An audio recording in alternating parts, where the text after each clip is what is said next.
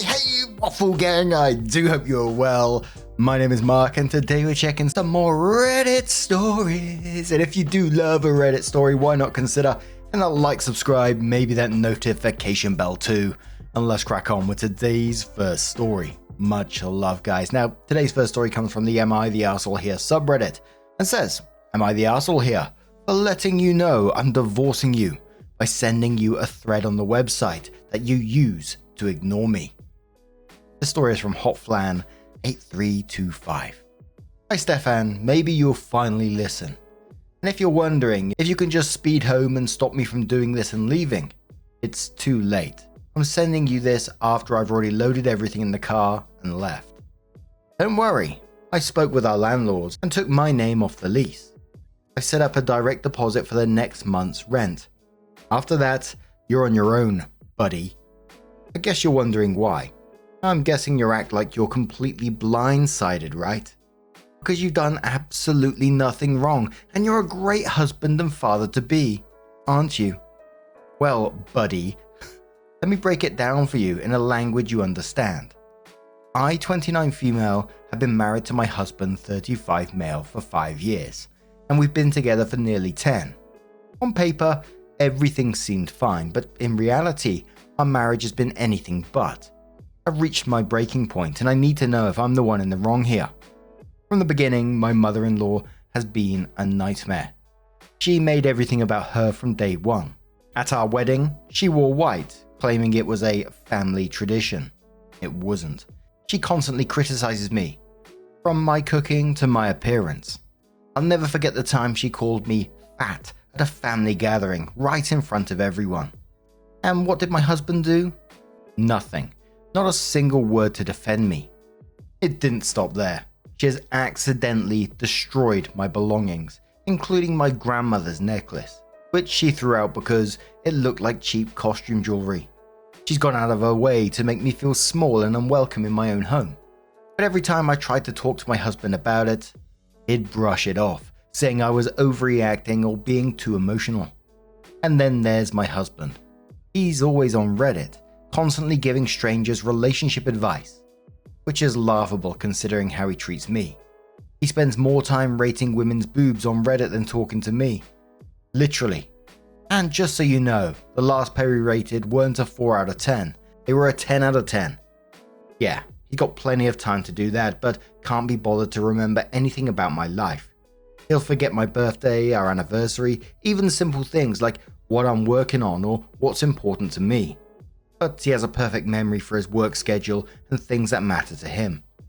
When we fight, he becomes incredibly hostile and always throws in a sarcastic buddy at the end of his sentences. Like I'm some acquaintance he can barely tolerate. And he never cleans. The house, the dishes, the laundry, you name it, it's all on me. It's like he thinks being an adult is optional. As long as he's got his job and his Reddit account.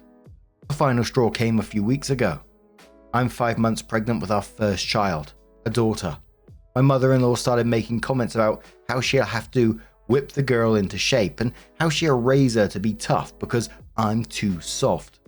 When I told my husband that I didn't want his mother to have too much influence on our daughter, especially with the way she treats me, he just laughed it off, saying his mother means well and that I was overthinking it. But the moment that truly broke me was when we were talking about our future childcare. My husband suggested that his mother should watch our daughter while we work. I told him I wasn't comfortable with that, especially considering how his mother treats me, and he snapped. He called me paranoid and I should get over it because his mother was trying to be a big part of our daughter's life, whether I liked it or not. This is the same woman who believes corporal punishment is okay. I've seen her hit my husband's nephew for the smallest things, and no one does anything about it. It's like they're all living in some kind of cult, and I'm finally waking up to the reality of what's going on. If he wouldn't stand up for me, how could I expect him to stand up for our child? I started to fear for what kind of environment our daughter would grow up in, a place where she might be belittled or bullied by her own grandmother, with a father who wouldn't do anything to stop it. Oh, and did I mention that he missed our first ultrasound? His mother needed him to help her with something urgent. It turned out to be fixing her Wi-Fi. He chose that over seeing our daughter for the first time. That told me everything that I needed to know and where I stand in his life. So I packed up and left. I'm done living like this. Oh, and in case you're wondering, I already contacted a lawyer.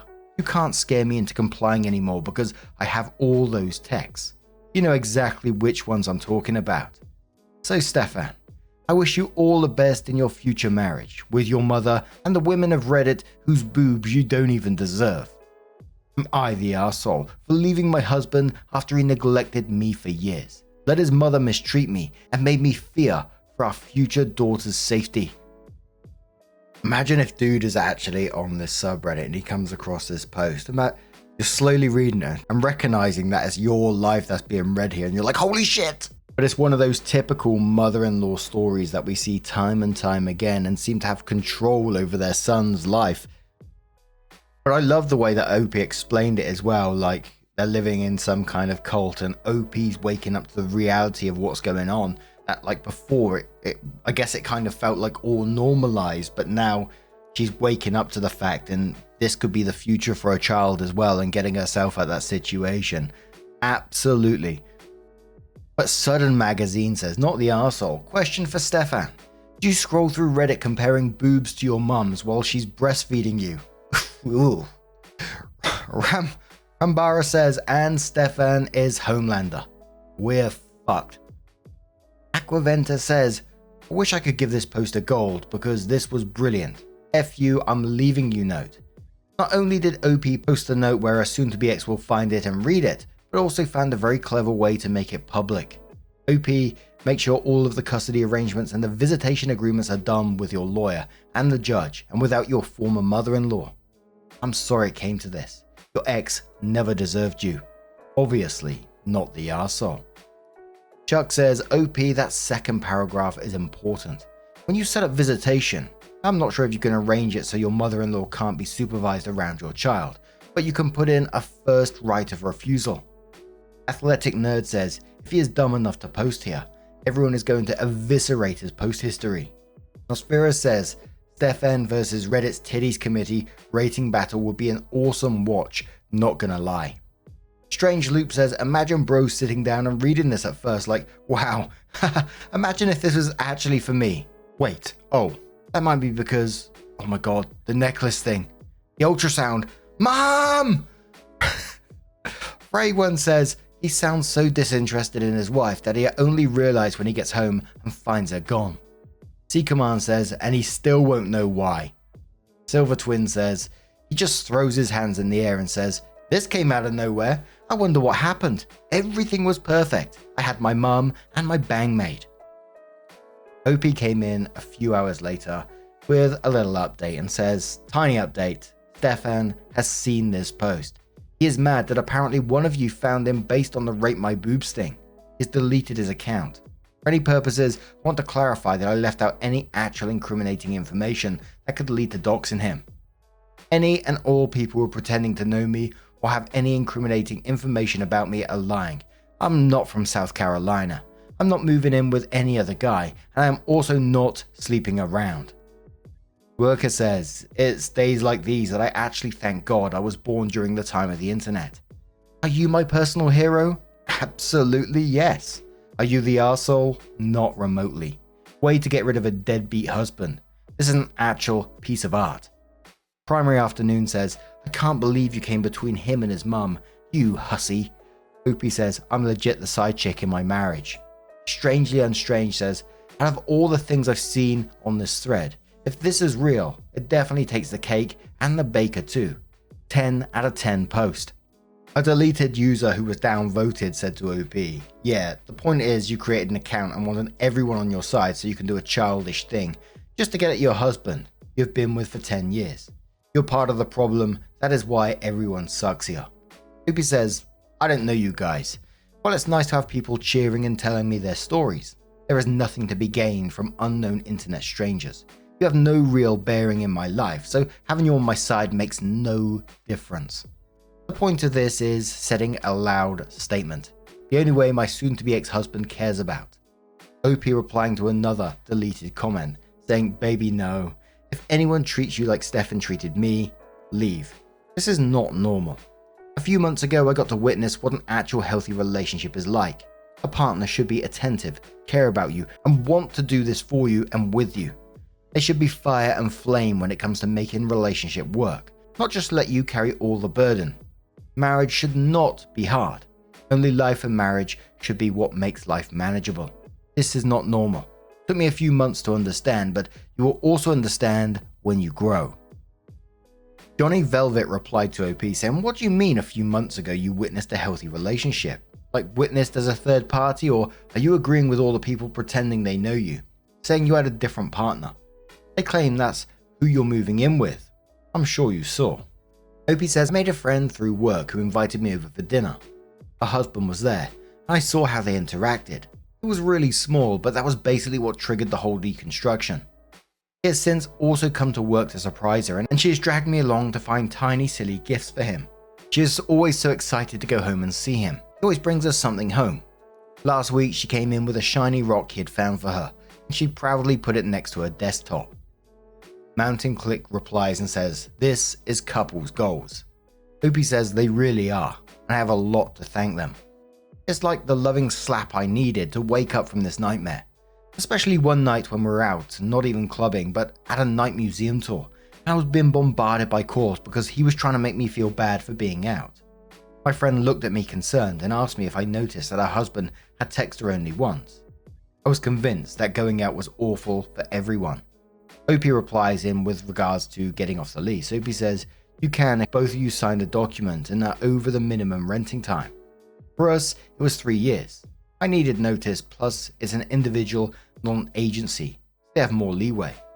I'm sure I'd been fucked if we had done our leasing through an agency because, as I have heard, they tell you to go pound sand. I also didn't just call today and get it done. It has been in the making a little longer. Today is just D-Day." OP also told everyone that they're not from the US. And after this, part of me really wants to know what Stefan and mother-in-law are doing on the back of this information that OP is leaving. You know, I know mother-in-law will probably be just as shitty, and so will Stefan because mother-in-law and him ain't going to see any other way. But what do you guys make of this situation? Let us know your thoughts down in the comments below, and let's move on to another story. Now, our next story comes from the True Off My Chest subreddit from Bad Regret, who says, "I want to confess to my best friend of 10 plus years. I also know that he doesn't reciprocate my feelings. My best friend and I, both late 20s, have known each other since grade school.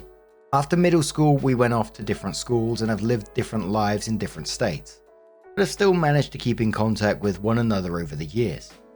Largely, we do this via phone calls or Skype. Usually about once or twice a week. It's scheduled, so at this point, it's our unspoken agreement to call each other on a particular day of the week. I'm not exactly sure when I started feeling this way for him. One day about a year ago, he was talking about someone he was dating. I felt weirdly smug that he preferred spending time with me. I chose not to think about it, but that might have been one of the first signs. He's pretty amazing. Funny, smart, kind, capable, and so incredibly knowledgeable about the things he's passionate about. I love listening to him talk, whether it's about his favorite video game, or music history, or gossip about people I've never met. Lol. On the one hand, I learn something new, and on the other, he always looks so jazzed to share what he's passionate about. He's pursuing higher education at the moment, and hearing about what he learns in class is always a treat too. And he's just as supportive of me, with my hobbies and passions and struggles. I couldn't ask for someone better in my life. I know that he sees me as something like a sibling. We've talked about someone he was interested in from his school, and he cemented the fact that he just doesn't see me that way. He mentioned not being able to date someone with the same name as me, or anyone who has the same names as his family members. He mentioned not wanting to date someone with the same eye color as me too. It's just a preference of his. That still stung a little. I know that this is going nowhere. I know that these feelings are roots in arid soil, and that this desire to be his first priority in his life isn't realistic or fair to him. I know that this is something that I should give up. Retrospect being 2020. I understand now that I've always been the one to reach out first over the years. I was the first to suggest weekly calls. I don't think we'd still be talking if I weren't the one to take initiative. At this point, I just want to confess to him and ask for space. I want to rip off this band-aid and find someone else who will reciprocate these feelings. I just wish this process didn't require hurting our friendship. His school is starting its new semester soon, and I hate the idea that I might become an added stressor for him as opposed to support. Prior to this, I hadn't been in love for over a decade, but I guess the heart can be capricious. I'm in love with him. I want him to be happy. I want to be a guest at his hypothetical wedding and gush to his future partner about what a lovely couple they make. And more than anything, I want that not to be a lie. I'm aware that my feelings are starting to affect this friendship. I know that confessing may be selfish, but it's something that I need to do to get over this. Thank you for reading this post, whoever you are, internet stranger. I'm wishing you well. My kind of feeling on this, and I don't know whether it's right, whether it's wrong, but I just kind of feel like you should just get it over with and tell him, like you said, rip the band-aid off and do it, because I don't think your feelings are going to change anytime soon, and they might just grow, and it's just going to make things more and more awkward. Sure, it could go horribly wrong, so you may have to prepare yourself for that, but I don't know, I'm struggling to see an alternative to this. You can just pull away, but then again, you're left with more what ifs. But Prettier Throwaway says, honestly, you sound like the girl best friend every girlfriend fears. I don't mean it in a rude way, by the way, but I got that vibe after reading that you felt smug after he chose you over his date. You should tell him. It's unfair to both of you if you don't. He'll just start resenting both him and his girlfriends if you don't. And who knows? Maybe he was only saying that you're like a sibling because he's afraid you wouldn't reciprocate. And it doesn't have to mean the end of your friendships if you're both willing to put in the work in case of rejection. OP says, I hate to say that I agree. He's single right now, and I think it's just best to get it out of the way. Sometimes truth is hard, but I appreciate it. Small Drama says, confess. You never know if you don't try, and maybe there's something there that you don't know about. I've had situations like this before where I was so oblivious to a friend having feelings, and secretly I had them as well. And if he doesn't reciprocate, then you can take action on what you want to do. Take your space if you need to, but you have to do it, because if you don't, you'll regret it. So, OP did come in with her updates and says, hello, some folks were asking for an update and I decided, may as well get it off my chest. But in a nutshell, I got rejected. That was anticipated, so I actually got over that part pretty quickly. Instead, what's been bothering me is the specifics of how it went down.